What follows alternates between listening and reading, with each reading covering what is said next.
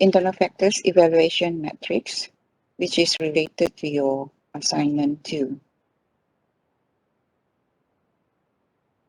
Everyone can see the slide here. Valay, can see? Yes, doctor. Yes. Yes, Okay. madam. All right. So how is the voice transmission? Can you hear my voice? Yes, doctor. Yes. Yes, Yeah. miss. Yes, Okay. Yes, madam. doctor. Hearing. All right. So I can also hear you all quite clear, very clear.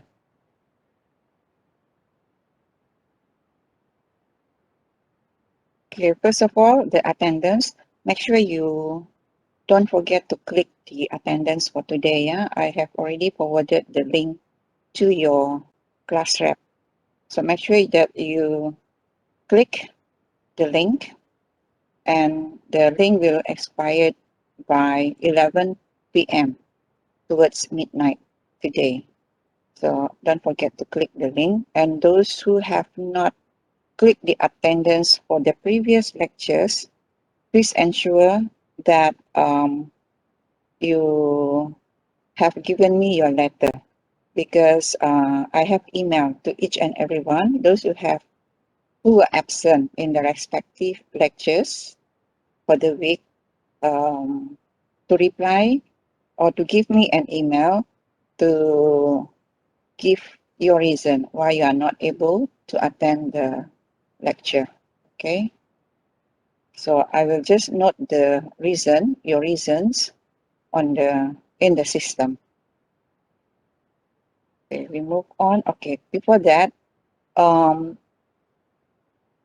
this is a link to the video lecture on how to do the internal factors evaluation matrix. So after this meeting, I will leave you all to watch the video in your own time, in your respective place. If you choose not to watch it after the lecture, after the meeting today, it's okay, as long as you make it a point that you watch this video later on. At the same time, we have also included the PowerPoint and also a video lecture which is related to IFEM as well. Okay, so this one that I've given you the link, it's not in the Smart 3. So you can copy this link. Now, I will post this in the chat box.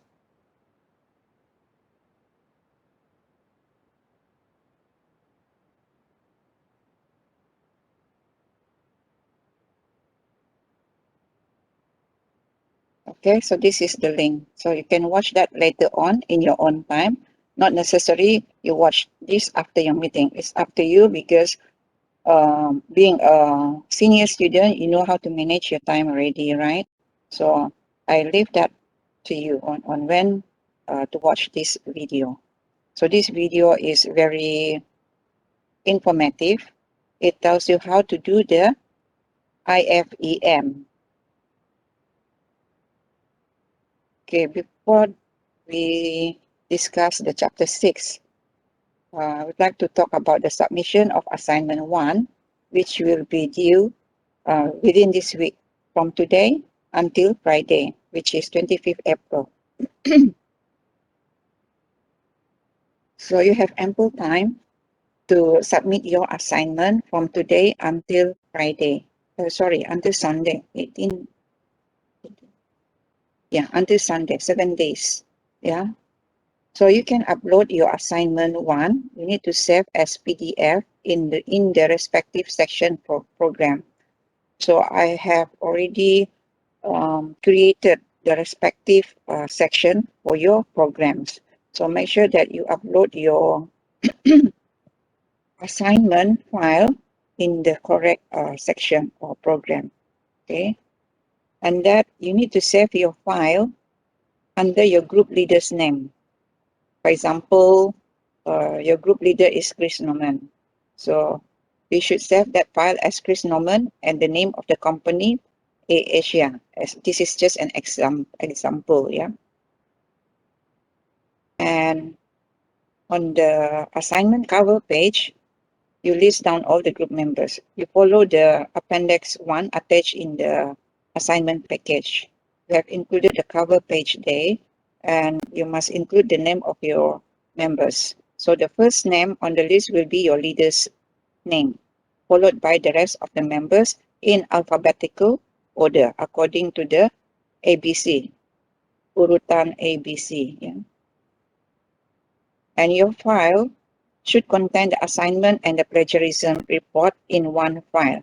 So you merge your plagiarism report together with your assignment report in one file. Okay, don't give me two files, one for the assignment, one for the plagiarism report. Please merge this into one file. Okay, so I hope everyone understand this.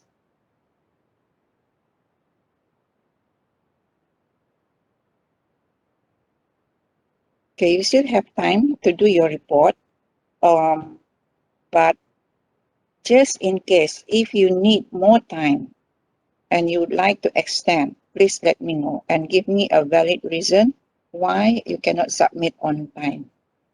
Okay, so we will be very flexible considering the situation that we are in. So just write to us or just text us on the reason that you are not able to submit on time. Yeah, but I hope that every group can submit on time. Okay, so we go to the internal audit.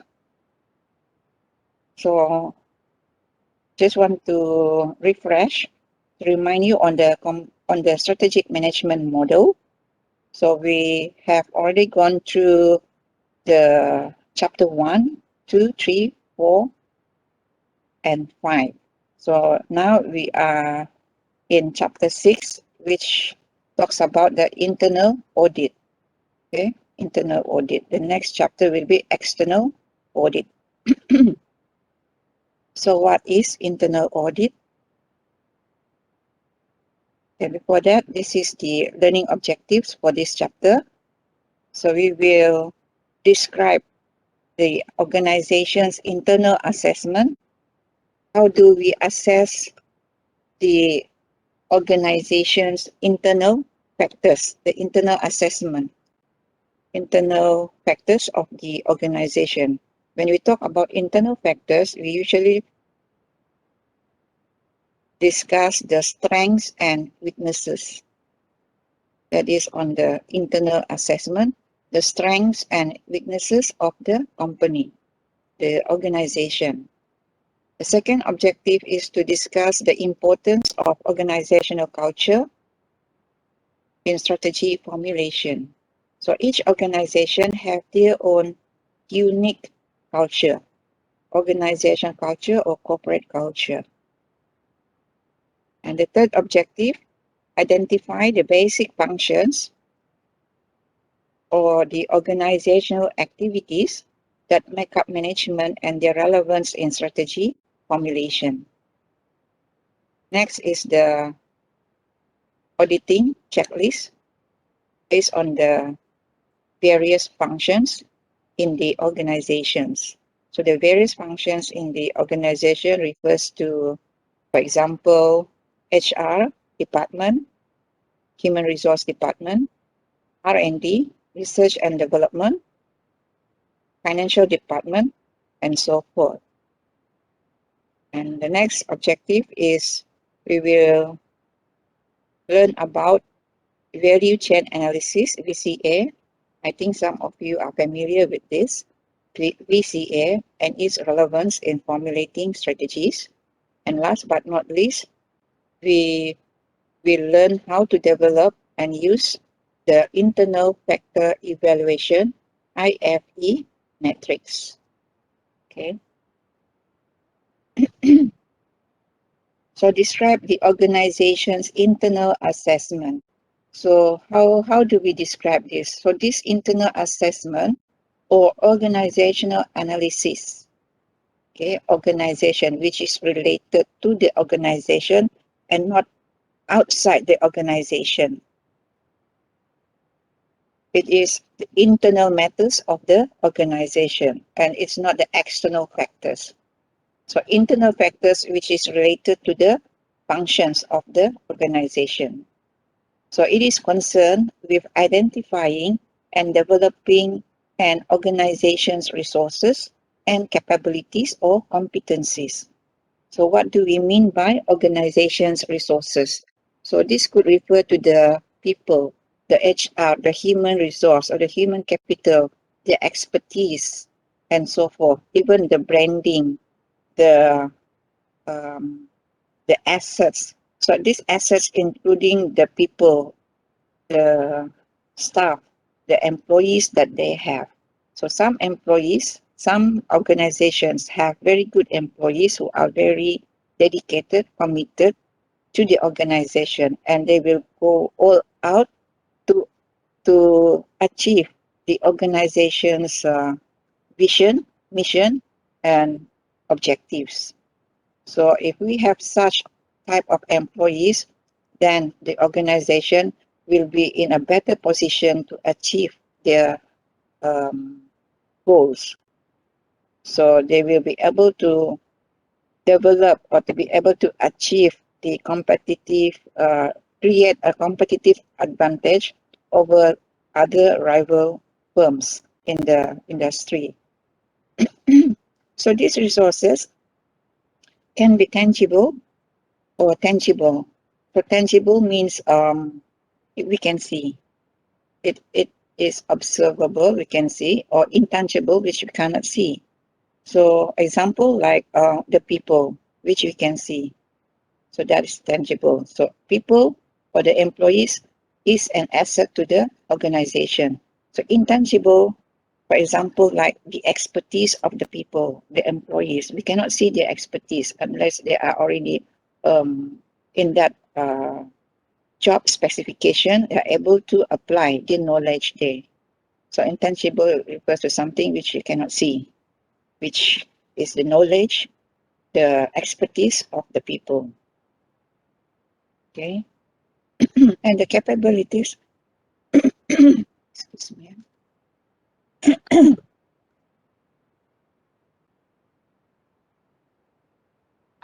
Sorry, I have to drink because I'm having a sore throat since a few days ago. Right. On the capabilities, it refers to the ability of the organization to exploit its resources. Okay. So this specifically refers to the business processes. What do the organizations have in order to achieve the goals that they have? So what are the business processes? So business processes can include like the communication process, management, and routines that manage the interaction among resources to turn inputs into outputs. Okay, so how do they convert the inputs like the raw materials that they have into outputs or the end products, which if they are in the business selling products, so how do they convert this into products which are sellable to customers, right? So this is their capability. So companies, organizations normally have uh, machines. They're using the technology, the latest technology, in order to come up with better products produced at efficient in an efficient manner. When I said in a very effective and efficient manner, meaning to say they are able to produce the products in low cost but maximum profitability. So that is the capabilities. So organizations have certain capabilities or distinctive competencies. So what do we mean by distinctive competency? This refers to the strengths that an organization have which cannot be easily matched or imitated or copied by competitors. So it's a unique strength of the company that other organizations cannot follow. Okay, so it's a unique ability of the organization. For example, like KFC. So KFC is in the fast food industry. They are able to command a bigger share in the fast food industries. Why? So because of their distinctive competency in terms of the secret recipe that they have. So if you of course, I'm sure that some of you prefer KFC chicken while others prefer McD. But most people, majority of the people, consumers, prefer KFC's chicken. So we do not know why. Probably because of the secret ingredients that this KFC have, which is uh, which other organizations cannot imitate, right? So this is the distinctive capability of KFC. So how do, just a minute, let me stop the video first.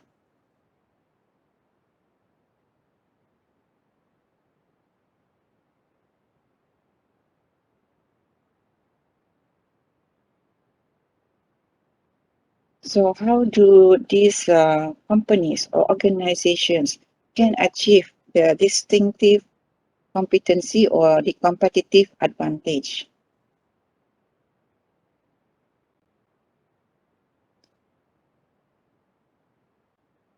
So if we refer to this figure 6-2 on the slide, the process of gaining competitive advantage in a firm. So as this subject is about strategies, so we will talk about strategies which are designed. Okay, so strategies is important. Every organizations must have strategies to be able to achieve competitive advantage. So strategies are designed to improve the organization's weaknesses. Yeah. So they need to improve the weaknesses. So that's why they need to have strategies. So turning these weaknesses into strengths, and that with the strengths it may lead to distinctive competencies that can provide the firm with competitive advantage over other rival organizations. Okay, so that is the process of gaining competitive advantage in a firm. So what are the elements involved? So just now we mentioned about resources, the competencies and so forth. And the second one is the business model. What is the business model that the organization belongs to? For example, who it serves. A business model, for example, like business to customer or business to business and so forth. So we need to know the business model of the organization, who it serves, who are the customers that they are serving, what it provides, what are their products, and how it makes money and how it differentiates and sustains competitive advantage. And the third element is the value chain. Okay, so we will discuss the value chain in the later part of this lecture. Okay, yeah. So this is value chain analysis briefly, the VCA. So value chain analysis refers to the process whereby a firm determines the cost. So this is about the costing of producing the product from raw material to the end product. Okay, so this analysis aims to identify where low cost advantages or disadvantages exist anywhere along the value chain, from raw material to customer service activities. So this analysis will identify the advantages and disadvantages in terms of costing from raw material to customer service activities. Okay, sorry, the first and the second sentence are the same. Okay, so this is the diagram on the VCA, how VCA, the activities are transformed into competitive advantage. This is taken from the book. You can refer this diagram, the textbook. The next is how important is the organizational culture in strategy formulation. So organizational culture affects the planning activities of the company. So the management can utilize this strength, this cultural strength, such as strong work ethics, to develop strategies. So, for example, employees having a strong work ethics, this can become a strategy to the organization. Other examples like the employees have certain expertise, certain knowledge, okay? So the company can tap this knowledge to turn into their strength or competitive advantage of the company. So what is organizational culture? So according to the author of this book, David and David, organizational culture is a pattern of behavior that has been developed by an organization as it learns to cope with its problem of external adaptation and internal integration that has worked well enough to be considered valid and to be taught to new members as the correct way to perceive, think, and feel. So that is the organizational culture of the company. It's a general pattern of behavior found in that organization. So this culture is influenced by so many factors. For example, from the leaders, the history of the organization, the environment, the industry that they are in, and so forth. So there are factors that influence the organizational culture. But if a company have a very good organizational culture, then for sure they will be able to succeed. So one good example is Google. The Google company, they have a very good organizational culture. If you just Google or search in the internet for Google company, the name of the organization or Google, so you will find many interesting articles about how Google, what is their organizational culture in this company. So they are very interesting.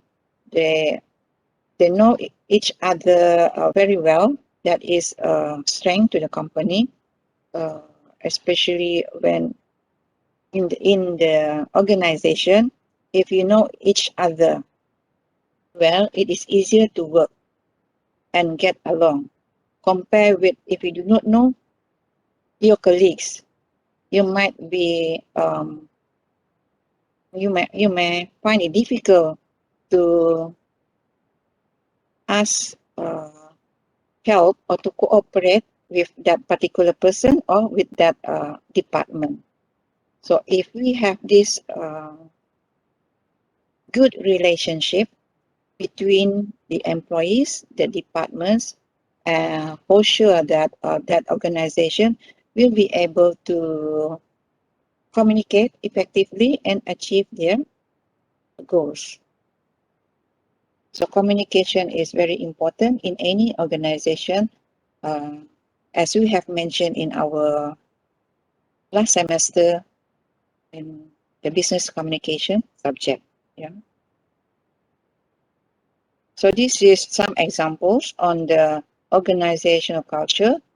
The first example is a strong work ethic, arriving early and leaving late from work, and high ethical beliefs, formal dress or informal dress. This can also be a strength or weakness to the company, and this is part of the organizational culture as well. Socializing together outside of work. So as I've mentioned, if you are close to each other, you will be able to get work done easily. So it's encouraged that being in the office, employees should develop a good relationship. That is why some companies, they maintain or they must have a meeting with the employees every day, especially in the hotels, in the hotel industry, where from my research, I have done a research on the hotel industry, frontline employees. I studied their work behavior. So every morning, uh, this is from my discussion with them, every morning they have morning prayers. And you know what is morning prayers? Anyone who have worked in a hotel before?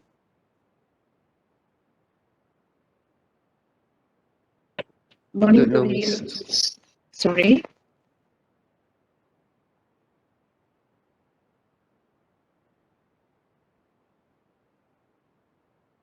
Okay, just now I heard someone speaking. Okay, all right, don't know. Okay, morning prayer is not a prayer in the true sense of the word, yeah? Morning prayer is a meeting between the employees and their supervisor. So what happened during this morning prayer? It's like a meeting. It's just a short meeting. It's sharing of experience, sharing of updates, etc. It's also a motivational talk to the employees. So the supervisor will will give motivations, will encourage their employees to work, to be able to work, to be able to execute their duties. Because being a frontline employees, especially when it comes to serving customers who are so demanding, very demanding. So this will put stress on the employees. Okay, so being frontline employees, it is not an easy job, but that is why they need the support of the supervisors. They need encouragement and motivations from their supervisors. So that is what we call morning prayer. So they must have morning prayers every day, every morning before they start work. There are other organizations that do that also, not only in the hotel line. Uh, we like the companies that I've worked with before. There are a few companies. One company make it a point that you must have a family gathering every month. If not every month, probably 3 months satu kali. So during that time, we will celebrate our birthdays. Whoever having birthdays during that month, so we will celebrate. And at the same time, we will also have sharings on the updates and getting to know each other well. So this is a very good environment, a very good initiative by the management to have this kind of activities for the employees, so that the employees can develop or can have a good rapport between each other, and this will help in the work execution. Okay, so this is part of the organizational culture. Okay, so that's on organizational culture. We move on. So this is what organizational culture all about that I've mentioned: the values, beliefs, ceremonies, the myths, stories, legends, language, symbols. So all these are part of the organizational culture. So in any organization, we will have this typical structure or functional area. Some organizations may have all these departments in their organization, like marketing department, production and operation, or just operation department, research and development, finance and accounting. And for the HR department, probably in this particular structure, HR department could be in this management department. Okay, so this is a typical functional area in a business organization. So each of these business department may have their own culture as well, on top of the overall organizational culture. So this is with respect to the nature of the department. For example, like research department will be different from the operation department. So there's a difference in the culture there. So these are the basic functions or activities that make up the various functional area in the organization. So here we have this planning, organizing. So if you recall your IOM, management functions, so you have this PLOC, right? Still remember what is PLOC? Planning, leading, organizing, controlling, right?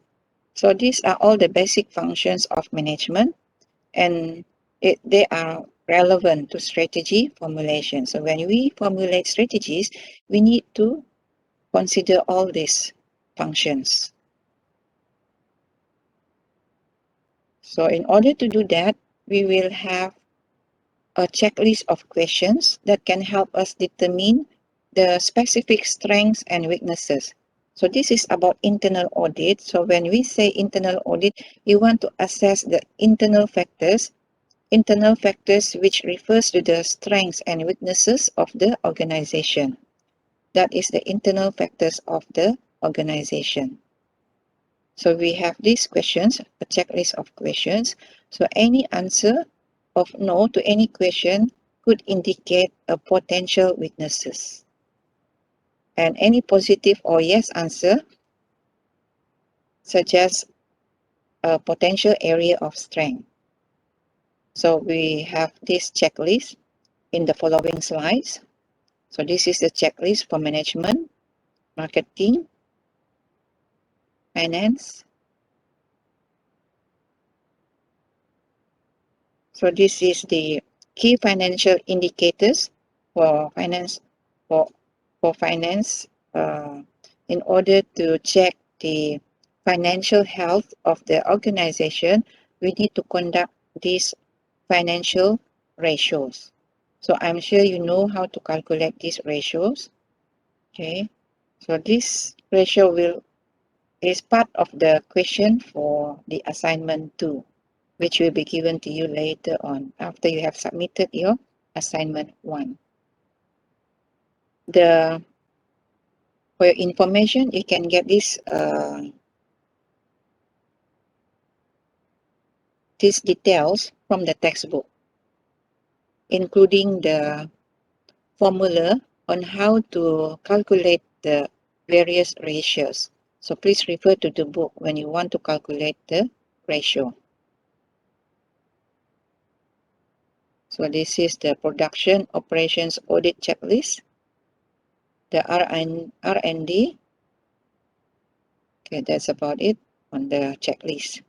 So next is the tools for internal organizational analysis. So just now we mentioned VCA, and we have this IFE. Okay, so the IFE, okay, this is the VCA. We have already mentioned that just now. So I emphasize again, this analysis will identify the major cost and how this can be reduced to increase the profit. So the VCA involved the analysis from the raw products to the end products, the finished goods. So from there, we need to analyze where we can save costs, identify the major costs and how this can be reduced to increase the profit of the company. So in order to do this, benchmarking is commonly used to determine whether a firm's value chain activities are competitive. So you need to benchmark against a rival company which is in the same industry. Okay, so next is the IFE matrix. So this is the instructions on how to do the IFE. So there are 5 steps here. I will not go through these 5 steps because I want you to watch the video that I've mentioned earlier on. I have given you the link just now. So please watch this video. This video is about how to do the IFE matrix. So it will discuss all this.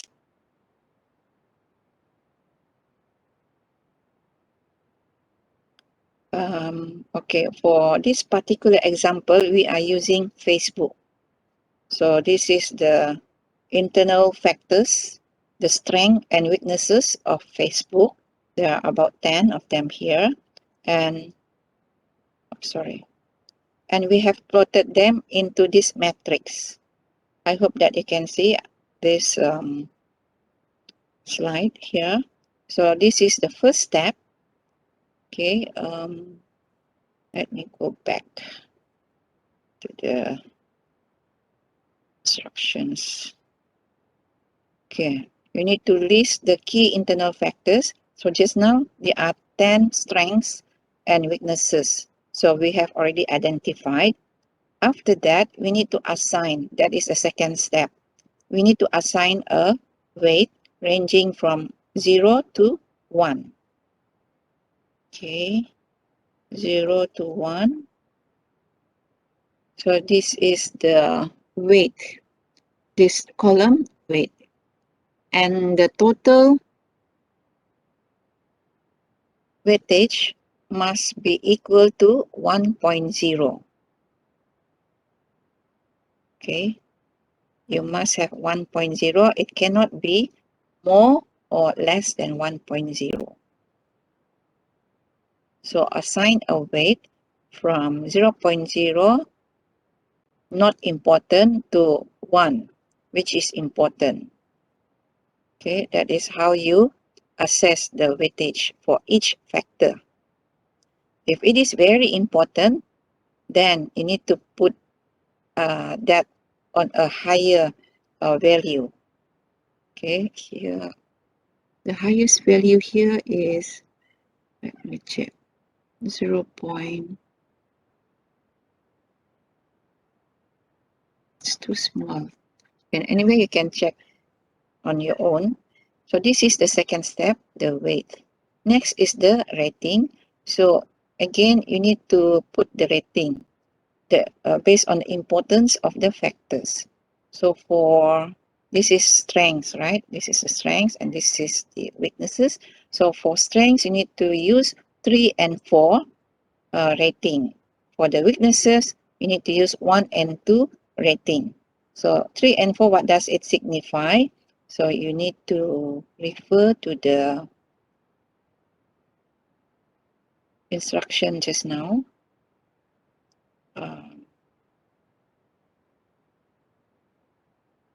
Okay, this one. This is this one. You need to assign. So if it is a major weakness, you put number 1. If it is minor, you put number 2. So it depends on the factor. So how do you determine whether it is 1 or 2? So this is very subjective. It's up to you how to interpret that based on your reading about the company. You must be very familiar with the company and the the internal factors, the strengths and weaknesses of the company. Okay, and for the strength, minor strength will be 3, and the major strength will be 4. Okay, so that's the third step, and the fourth step is the weighted score. So how do you get the weighted score? It's from the multiplication of the weight and the rating. So weight times rating, you get this sum. So you total up the sum, and you will get this figure, the total figure. So what do this figure means?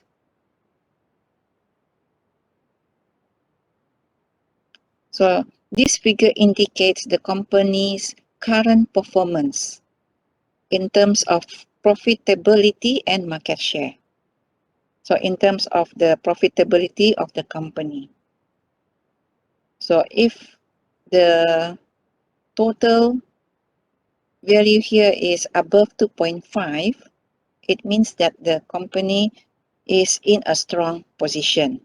If it is 2.5, it is in the average position. So you look at this. The total weighted score can range from a low of 1.0 to 4.0, and the average score of 2.5.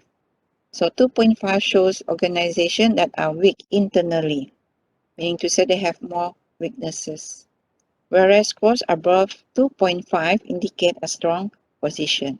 So that is how you analyze or you interpret the IFE metrics. So you can have more exercise on this based on the textbook or from the internet if you want to. Okay, you can do this on your own. So to enhance the understanding of the IFE, so I recommend you to watch the video just now that I have given the link. So that video tells you the details step by step on how to construct the IFE matrix and the explanation that comes with it. Okay. So any questions? Ada soalan?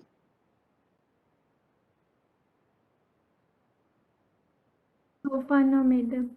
Okay, kalau tidak ada soalan, so we will end here. And please do not forget to click your attendance, yeah, and watch this video. This is the link. Okay, again, I post this for those who have just joined, yeah, who missed this link earlier on. So I will best post it here again. Okay, so watch this video. All right, so that's about it. So we end for today's class, and hope that all of you are well. Take good care, and I'll see you again next week. Okay, so any questions you can just text me direct, or you can email me. All right, so thank you everyone, thank you for attending, and thank you for your attention. Thank you, Thank madam. you. You're welcome.